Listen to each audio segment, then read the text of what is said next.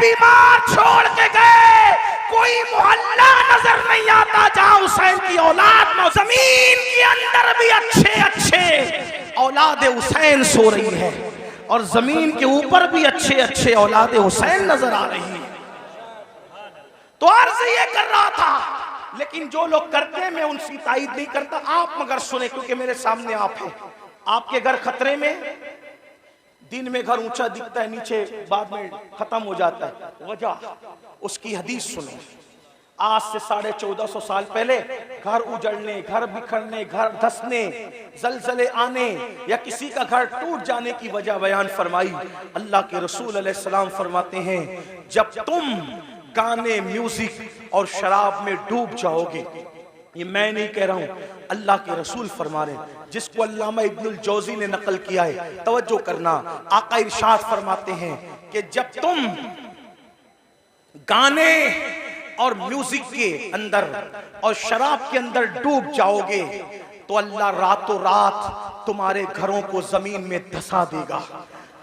रातों रात तुम्हारे घर जमीन में धंस जाएंगे। आज 16-16, 17-17 साल की उम्र के मेरे नौजवान फिल्म देखकर, सीरियल देखकर नशे की तरफ जा रहे हैं, म्यूजिक की तरफ जा रहे हैं।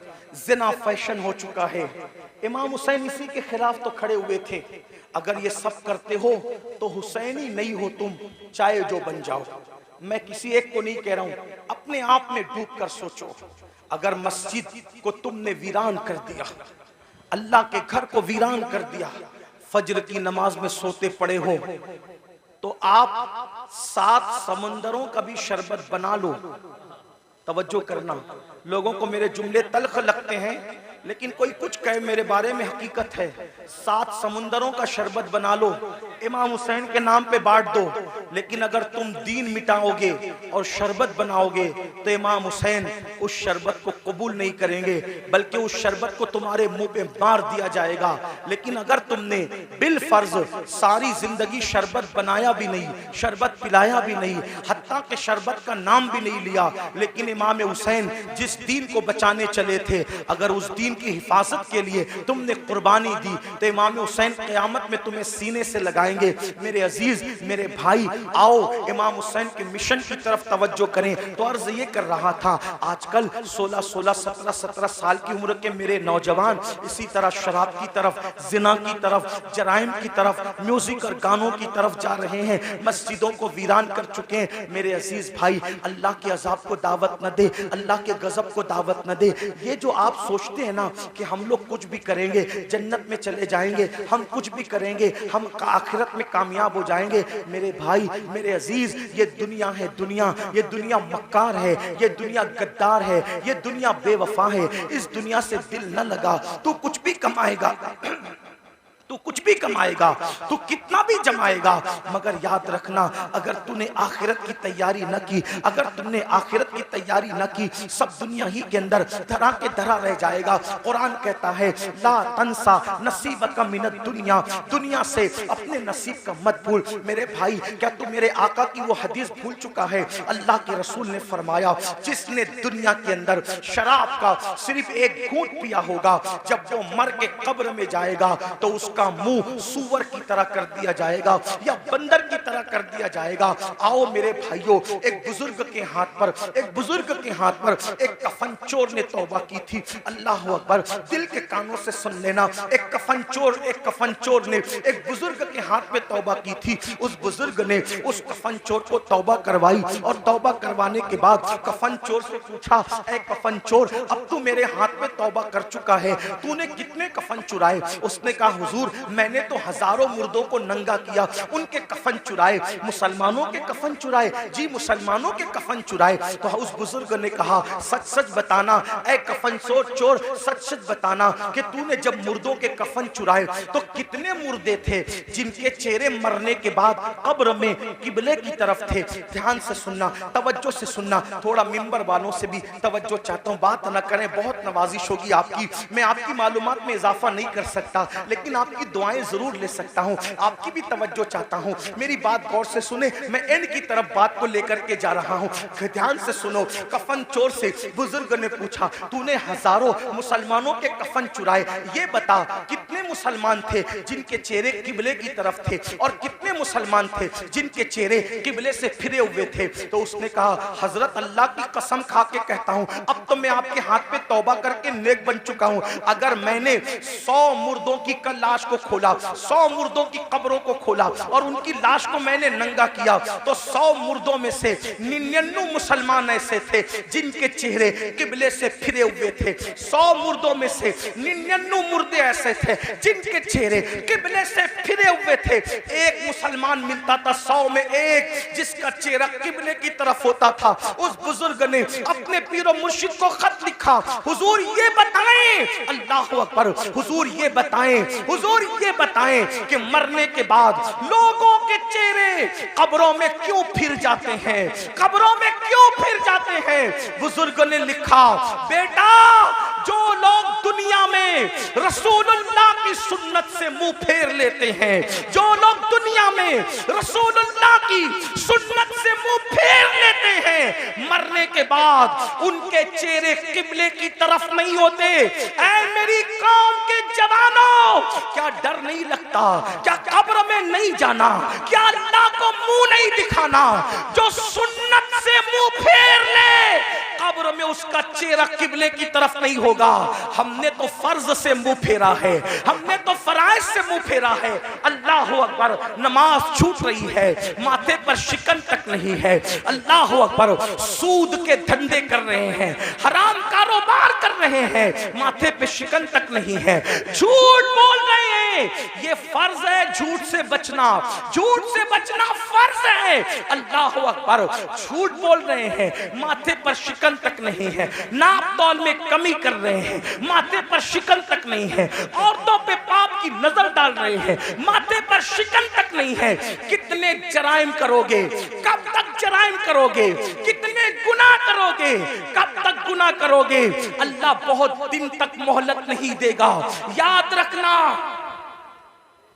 भाई साहब थोड़ा रहम फरमा दे, अरे रहम कर दे, थोड़ा थोड़ा सुन ले, बात हट जाएं, चुप हो जाएं सब लोग, बात तो सुने ना मेरे भाई। मैं बात अर्ज कर रहा हूं, आप लोग बात सुने, मैनेजमेंट आप सब लोग सुन लेंगे। एक बार आप भी बैठ जाएं, मेहरबानी करें, आप भी बैठ जाएं, सब बैठे। ये क्या तमाशा लगा, इतनी बड़ी महफिल सजाई, इतनी अच्छी महफिल सजाई, और आप लोग हैं कि कोई भाई आप भी बैठ जाएं, अल्लाह रहम करे, आप भी बैठ, क्यों बोलते हैं, बैठ जाए, सब बैठे, अरे सब बैठे, आप भी बैठे। एक बार सब दुरूद शरीफ पढ़ें। अल्लाहुम्मा सल्ली अला आप मत बोले भाई, किसी को मत बोले, मैं बोल रहा हूं, आप दुरूद शरीफ पढ़ें भाई, दुरूद शरीफ पढ़ें। अल्लाह रब्बु मुहम्मदिन सल्लल्लाहु अलैहि वसल्लम नहनु इबादु मुहम्मदिन। ये बीच में आप जब बोलते हो ना तो जहन मुंतशिर होता है। चूंकि मैं तकरीर याद करके नहीं आता, देखो जो तकरीर याद करके आते हैं ना, आप कुछ भी करें उसको डिस्टर्ब नहीं होगा, वो याद करके आप फटाफट बोलता रहेगा। लेकिन मैंने याद करके मैं कभी मैंने तकरीर कभी याद नहीं की, मैं आप की तवज्जो को देख करके फिर अल्लाह ताला जो सुझाता है वो बोलता हूं, तो मेरे ज़हन से बात निकलती है, फिर मैं बात आपको खत्म कर देता हूं। एक बार दुरूद शरीफ बुलंद आवाज से पढ़ अल्लाह रब्बु मुहम्मदिन सल्लल्लाहु अलैहि वसल्लम नहनु इबादु मुहम्मदिन सल्लल्लाहु अलैहि वसल्लम सलातु व सलामुन अलैका या जद्दल हसन वल हुसैन। तवज्जो करें कि जब सुन्नत से कोई मुंह फेरे तो उसका चेहरा मरने के बाद किबले की तरफ नहीं होगा। अब आप क्या समझते, कहते अब मौलाना अल्लाह रहीम है, अल्लाह करीम है, सत्तार है, गफ्फार है। अरे ये बात मौलाना को आपसे ज्यादा समझती है कि अल्लाह रहीम है, करीम है, सत्तार है, गफ्फार है। लेकिन आपको पूछना चाहता हूँ, आप मुझे बताएं कि आप और हम अगर जराइम करें तो अल्लाह गैरत वाला, वो रहम वाला है, तो वो गैरत वाला भी है मेरे भाई। उसकी गैरत की तरफ तवज्जो क्यों नहीं करते? सिर्फ सुन्नत छोड़ने पर जब वो मुंह किबले की तरफ रखना गवारा न करे तो वो जन्नत के अंदर कैसे दाखिल करेगा? उसकी खुफिया तदबीर से डरो कि दुनिया में पहली और आखिरी बार आए हो। मुशरिकीन को देखकर, मुनकिरीन इस्लाम को देखकर उनकी तरह नंगा नाच न करो, उनकी तरह जुल्म न करो, उनकी तरह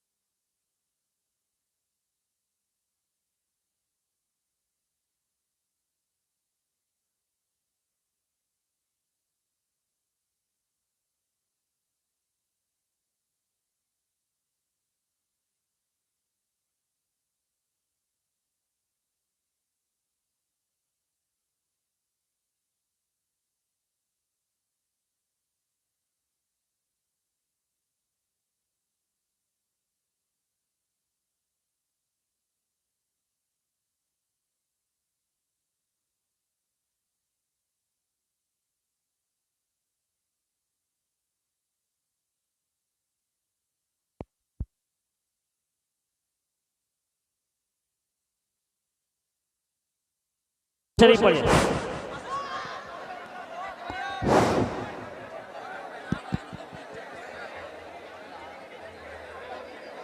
एक बार दुरूद शरीफ पढ़ने सब मिलकर, अल्लाहुम्मा सल्ली अला सय्यदिना व मौलाना मुहम्मदिन मादिनिल जूदी वल करम। दुरूद शरीफ पढ़े, बुलंद आवाज से दुरूद शरीफ पढ़े बरकत के लिए। अल्लाहुम्मा सल्ली अला सय्यदिना मौलाना मुहम्मदिन मादिनिल जूदी वल करम व आलिहि व सहाबी व बारिक व सल्लिम सलातन व सलामन अलैका या जद्दल हसन वल हुसैन।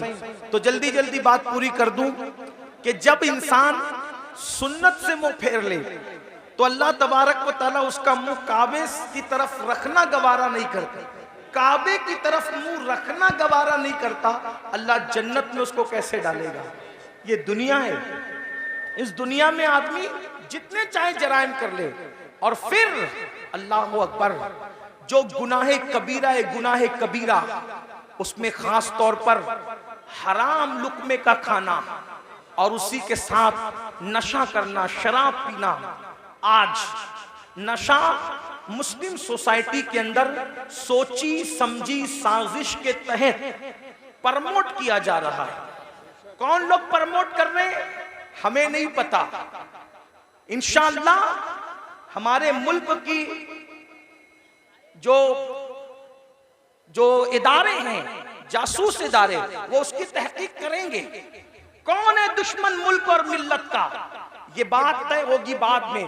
लेकिन खास तौर पर मुस्लिम समाज में नशे को प्रमोट किया जा रहा है। जो बाप हैं, जो सरपरस्त हैं, जो जिम्मेदार हैं, वो ध्यान से सुने कि बाज़ाब्ता तौर पर वो बच्चे जो अच्छे ज़हीन बच्चे हैं, जो तालीम के लिए बहुत ज्यादा होशियार हैं, ऐसे बच्चों को टारगेट किया जाता है और उनको पहले फ्री में एमडी और उस जैसी दवाइयां चटाई जाती है।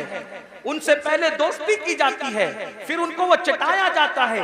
एक दो बार जब इंसान उसको चाटता है और फिर नींद गहरी आती है और उसके जो असरात होते हैं, फिर इंसान अब उसको हासिल करने की कोशिश करता है, तो फिर महंगे से महंगे दाम में उसको बेचा जाता है। तो पैसा भी बर्बाद, जिंदगी भी बर्बाद। ऐ मुसलमानों, अपने बच्चों को कीमती से कीमती लिबास दो, अपने बच्चों को अच्छे से अच्छा खिलाओ, अपने बच्चों के हर शौक पूरे करो, लेकिन उस पर औकात की तरह नजर रखो कि तुम्हारे बच्चे किसकी सोहबत में बैठते हैं, किसके पास बैठते हैं, किसके साथ रहते हैं। याद रखना, मुसलमानों के टैलेंट से लोगों को बहुत खौफ है, इसलिए कि ये मुल्क ही नहीं बल्कि दुनिया के तमाम ममालिक पर अगर सैकड़ों साल अगर किसी ने हुकूमत की है तो वो सिर्फ ला इलाहा इल्लल्लाह पढ़ने वाली कौम है। मुसलमानों को हुकूमत करने का शऊर आता है, मुसलमानों को सियासत करने का शऊर आता है, मुसलमानों को तिजारत करने का शऊर आता है। दुनिया जानती है जिस दिन मुसलमान तिजारत की मंडी में डट जाएगा, किसी की माई, किसी माँ ने ऐसा लाल पैदा नहीं किया जो वो मुसलमान का मुकाबला कर सके। जब हम ताजिर थे, हमारे मुकाबले में कोई ताजिर नहीं था। जब हम सियासत कर रहे थे, हमारे मुकाबले में कोई सियासतदान नहीं था। हम इल्म के मैदान में डटे थे, हमारे मुकाबले में कोई नहीं था। दुनिया के सारे इंसान बगदाद में और मिस्र में हमारे दरवाजों पर कासे गदाई लेकर इल्म की भीख मांगा करते थे। हाँ हाँ, हम ही थे जो लोगों को जागीरे भीख में अता करते थे, हम ही थे जो लोगों को माला माल करते थे। ऐ मेरी कौम के जवानों, लोगों को तुम्हारे टैलेंट से खतरा है, इनको पढ़ने मत दो, इनको आगे बढ़ने मत दो, इनको तिजारत करने मत दो, इनको जो है माश और मैशत की तरफ आगे बढ़ने मत दो, इनको गानों का आदी बना दो, इनको गेम का आदी बना दो, इनको नशे का आदी बना दो, इनको शराब का आदी बना दो। जालिमों, अपनी जिम्मेदारियों को महसूस करो। ये खिलौना मोबाइल का जो तुम्हारे हाथ में दे दिया गया है और अलग अलग गेम्स तुम्हें ला करके दे दिए गए हैं। कब तक गेम में डूबे रहोगे? गेम में मुब्तला करने वाले तुम्हारे खैर खान नहीं है, ये तुम्हारे मुस्तकबिल को तबाह कर देना चाहते हैं। नशे में डुबाने वाले तुम्हारे खैर खान नहीं है, ये तुम्हारे मुस्तकबिल को बर्बाद कर देना चाहते हैं। ऐ मेरी कौम के जवानों, हम गेम खेलने वाले लोग नहीं हैं, हम गेम खेलने वाले लोग नहीं हैं। हम तो नाखूने तदबीर से उम्मत की बिखरी हुई जुल्फों को संवारने वाले लोग हैं। हम तो कौमों के मुस्तकबिल को ताबनाक बनाने वाले लोग हैं। नौजवान किसी कौम का सरमाया होता है। अगर नशा करोगे खुद की फिक्र नहीं होगी, माँ बाप की फिक्र क्या करोगे? नशा करोगे खुद की फिक्र नहीं होगी, औलाद की फिक्र क्या करोगे? नशा करोगे खुद की फिक्र नहीं होगी, अपनी कौम की फिक्र क्या करोगे? मुसलमान नौजवानों, हमारा जवान खुद भी बढ़ने वाला है, कौम को भी आगे बढ़ाने वाला है। फिक्र करो, अपनी कौम को आगे बढ़ाओ। जानते हैं, जब तक नशा हमारे समाज में नहीं था, कौम इतनी गरीब नहीं थी। आज एक सर्वे बताऊं, पूरे हिंदुस्तान में मैं हुजूर अलैहिस्सलाम की नालैन के सदके जाता हूं, अमीरों के यहां भी रुकता हूं, गरीबों से भी मेरे ताल्लुकात है। आपको बताऊं, आज हर बाप की शिकायत यह है कि बूढ़ा बाप कमा रहा है, जवान लड़के नहीं कमा रहे। जवान लड़के फजूल घूमते हैं, टी शर्ट पहन लिया, जींस पहन लिया, अच्छी बाइक पर, नंगा नवाब, किले पे घर, यानी उसके जैसा कोई नहीं। मुसलमानों, अपने बूढ़े बाप पे बोझ मत बनो। गेम की वजह से, नशे की वजह से, फजूल दोस्तों की वजह से जो जवान अपने माँ बाप पे बोझ है, उसका तो कोई शुमार ही नहीं। अगर नफली नमाजें भी तुम्हें अपने माँ बाप पे बोझ बना दे, इस्लाम उसको भी पसंद नहीं करता। मैं जिम्मेदारी से अर्ज करता हूं, हालांकि नमाज मेरा टॉपिक है, मैं जब भी किसी जगह गुफ्तगू करता हूं, बगैर नमाज की फजीलत के मैं उन्वान मुकम्मल नहीं करता, मैंने अपने ऊपर लाजिम कर रखा है। लेकिन एक बात कहूं, फारूक आजम के दौर में एक जवान था जो रात दिन मस्जिद में पड़ा रहता था, वो फारूक आजम थे। फारूक आजम थे, किसी की रियायत कभी नहीं की। फारूक आजम ने देखा एक जवान है, रात दिन मस्जिद में पड़ा रहता है। उसको पूछा, तू रात दिन मस्जिद में पड़ा रहता है, तेरे घर का खर्चा कैसे चलता है? ये बता, तेरे घर के अखराजात कैसे निकलते हैं? तो उसने क्या कहा, हजरत मेरा एक भाई है और वो मेरी तरह मस्जिद में पड़ा नहीं रहता। अजान होती है, मस्जिद में आता है, नमाज पढ़ के फौरन चला जाता है, और वो इतनी मेहनत करता है कि उसके घर का खर्चा भी वो चलाता है और मेरे घर का खर्चा भी वही चलाता है। हम दोनों का बोझ वो उठाता है। फारूक आजम ने कहा, कयामत के दिन तुझसे बेहतर दर्जे में जन्नत में तेरा भाई रखा जाएगा। क्यों? क्योंकि तू नफिल पढ़ के उस पे बोझ बना हुआ है, और वो नफिल न पढ़ के तेरा बोझ उठाने वाला बना हुआ है। नफल इबादत से बेहतर किसी का बोझ उठाना है। आप ये बात समझें मुसलमानों, मेरी कौम के जवानों, मेरी कौम के जवानों, हमारे प्यारे मुल्क भारत में 60% से ज्यादा जवान है। जवान यानी पूरी दुनिया में अगर सबसे ज्यादा जवान किसी मुल्क में मौजूद है, वो हमारे हिंदुस्तान में है। इसीलिए आप पूरे जलसे को काउंट कर लें, मेरी बात पे यकीन नहीं आता, आपको 90% जवान न नजर आए तो देख लेना। आप देखिए तो आप सब जवान हो, सब के सब जवान हो। और आपको बताऊं, ये जो उलमा की दाढ़ियां सफेद हो गई है, इनकी दाढ़ियां सफेद है मगर ये भी जवान है, क्योंकि मोहम्मद के गुलामों को बुढ़ापा आ नहीं सकता।